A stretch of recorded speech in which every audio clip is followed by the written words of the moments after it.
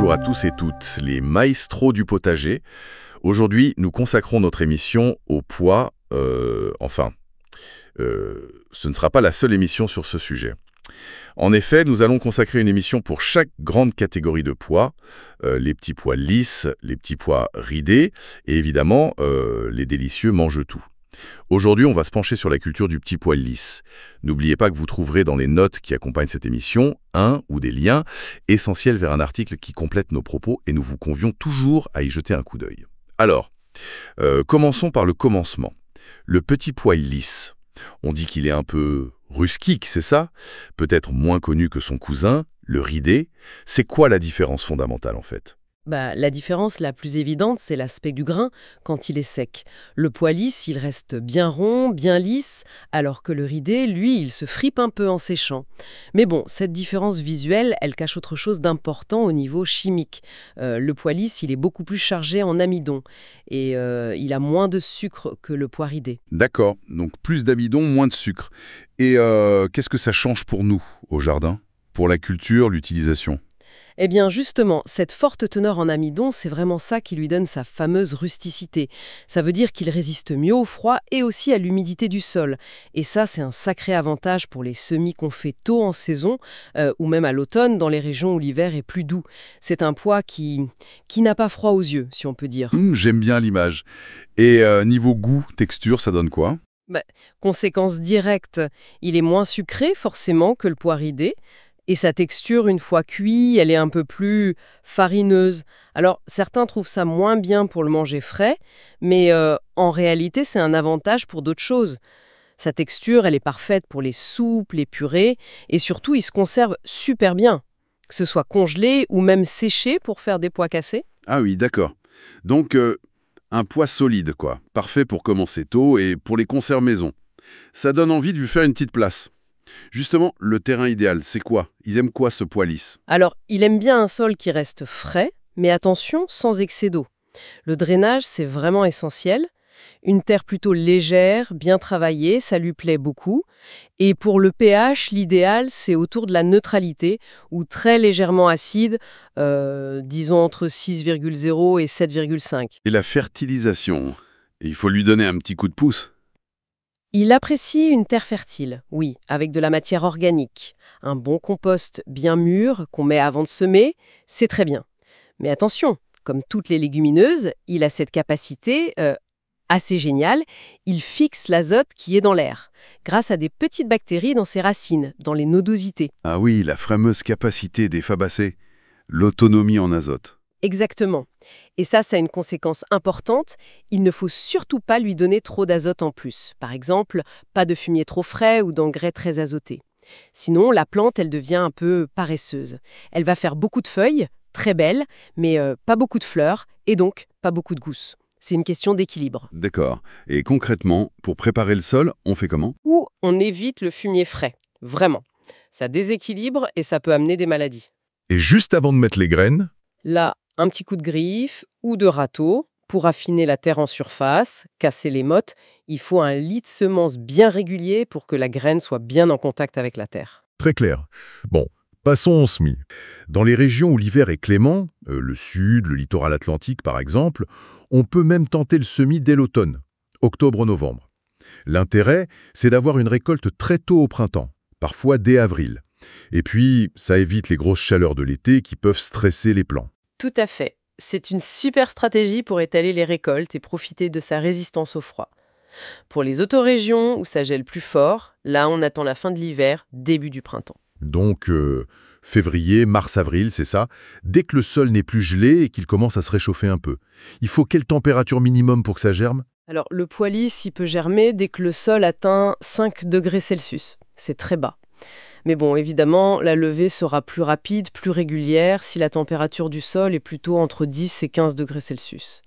Là, on peut voir les premières pousses en 8 à 10 jours. Si on sème dans un sol trop froid et trop humide, le risque, c'est que les graines pourrissent avant de germer. D'accord. Et techniquement, on sème comment? Profondeur, espacement? On fait des petits sillons, pas très profonds, entre 3 et 5 cm. Plutôt 5 cm si la terre est légère et sèche vite. Et 3 cm, ça suffit si la terre est plus lourde, plus humide. Pour l'espacement entre les rangs, ça dépend de la variété. Pour les naines, on laisse 40 à 50 cm.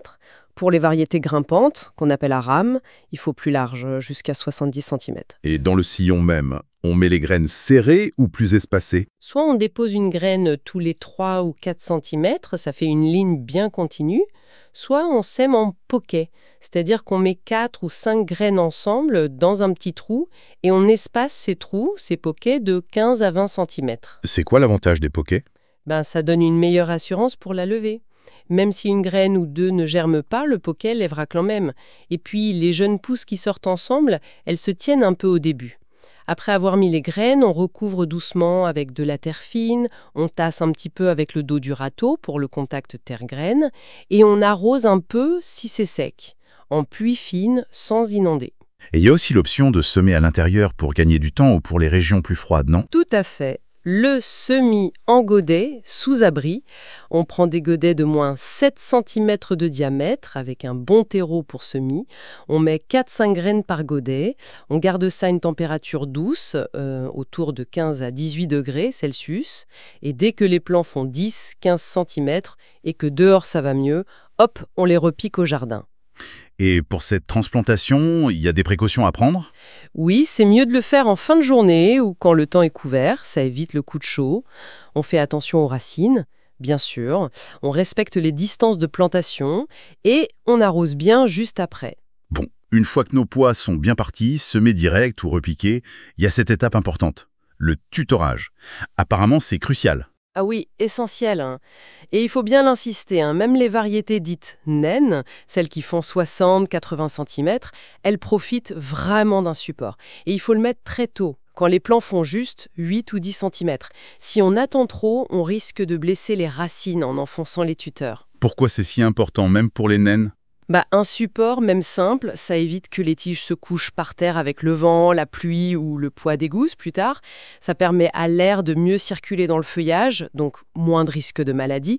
Et puis, pour la récolte, c'est beaucoup plus facile, les gousses restent propres. Et on utilise quoi comme tuteur? Pour les variétés naines, des simples branches un peu ramifiées récupérées lors de tailles d'arbustes, ça marche très bien. On les pique le long du rang, peut-être un peu penchées contre le vent. Pour les variétés grimpantes, celles qui montent à 1,80 m, 2 m, là il faut du costaud. Des filets spéciaux, un grillage à large maille bien tendu entre des piquets ou même des tipis en bambou. D'accord. Tutorage précoce et adapté. Et ensuite, l'entretien régulier. L'arrosage, par exemple. On a dit sol frais mais pas trempé. C'est ça, c'est tout l'équilibre. L'arrosage, il doit être modéré au début, pendant que la plante grandit.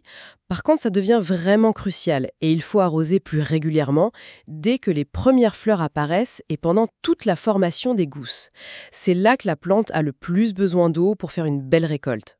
Et on arrose comment? Toujours au pied, jamais sur les feuilles, surtout s'il fait humide pour pas favoriser les maladies comme le mildiou. Le matin tôt ou le soir, c'est l'idéal. Trop d'eau, c'est aussi mauvais que pas assez. Ça peut faire pourrir les racines. Après l'arrosage, on entend souvent parler de binage, de butage. C'est utile pour les pois? Oui, très utile. On peut faire un premier binage léger, 3 semaines après la levée, quand les plants font 10-15 cm. Ça aère la surface du sol, ça casse la croûte s'il y en a une, et ça enlève les petites mauvaises herbes. Et en même temps, on peut buter les plants. C'est simple, mais ça stabilise mieux les plants, surtout s'ils sont exposés au vent. Et ça peut même encourager la formation de nouvelles petites racines. Bon, on arrive au moment tant attendu, la récolte. Combien de temps après le semis, à peu près? Alors la patience. Ça dépend de la variété, de quand on a semé, mais en gros, il faut compter entre 70 et 100 jours. C'est un peu plus rapide pour les semis de printemps, 2 mois et demi, 3 mois. Pour un semis d'automne qui passe l'hiver au jardin, c'est plus long, logique, plutôt 3 à 4 mois. Et la récolte, elle se fait petit à petit, les gousses du bas mûrissent d'abord. Et comment on sait que c'est le bon moment? Le fameux bon stade pour cueillir. Ah, ça c'est tout l'art.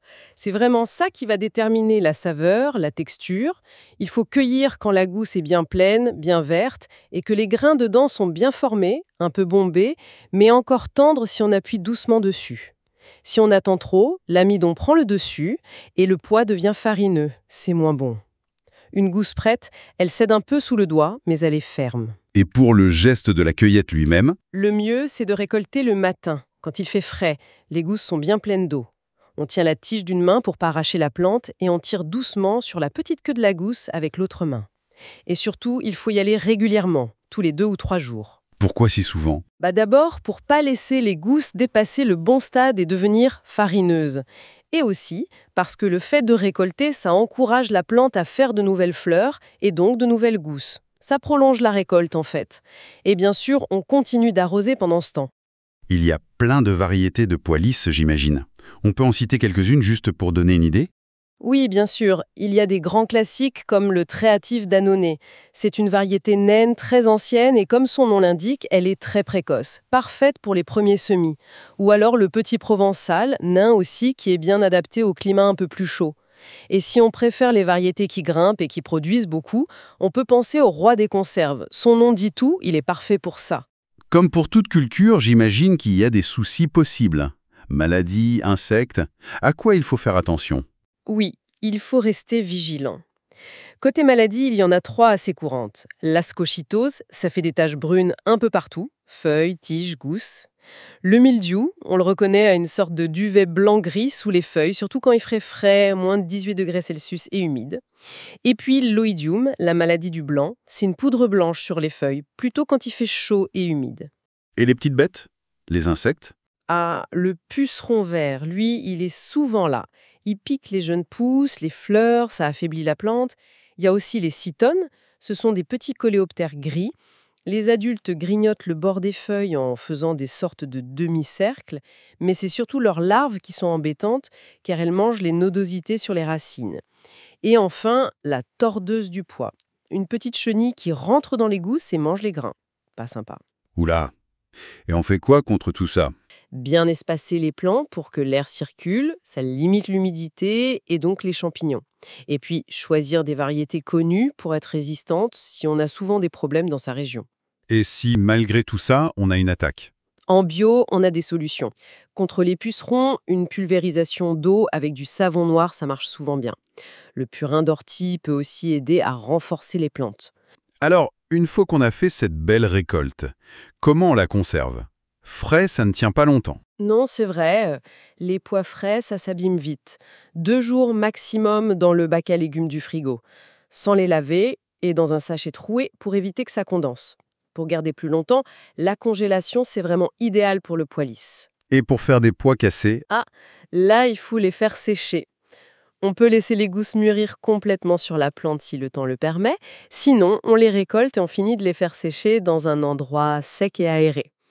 Une fois qu'ils sont bien secs, on sort les grains, on les frotte un peu s'il y a une petite peau et on les met dans des bocaux bien fermés. Ça se garde très longtemps. On peut aussi faire des conserves stérilisées à l'ancienne. Et le compagnonnage? Avec qui il s'entend bien? Et qui faut-il éviter de mettre à côté? Alors, les pois aiment bien la compagnie des carottes, des radis, des navets, même des pommes de terre ou du céleri. Par contre, il y a une association qu'on déconseille souvent, c'est avec la famille de l'ail. Donc ail, oignon, échalote, poireaux. On pense que ça pourrait gêner le travail des fameuses bactéries dans les racines des pois. Encore une fois, les amis de Potager Maestro, nous vous remercions pour vos abonnements à la chaîne YouTube. Vous savez que vous pouvez retrouver aussi toutes nos émissions sur les meilleures plateformes de podcast. N'oubliez pas aussi, si vous le désirez, de vous rendre sur la page Facebook de Potager Maestro. De nombreux articles potagers sont disponibles sur potagermaestro.fr. N'hésitez pas à visiter le site pour approfondir vos connaissances. Merci de nous avoir écoutés et à très bientôt pour une nouvelle exploration au cœur du potager.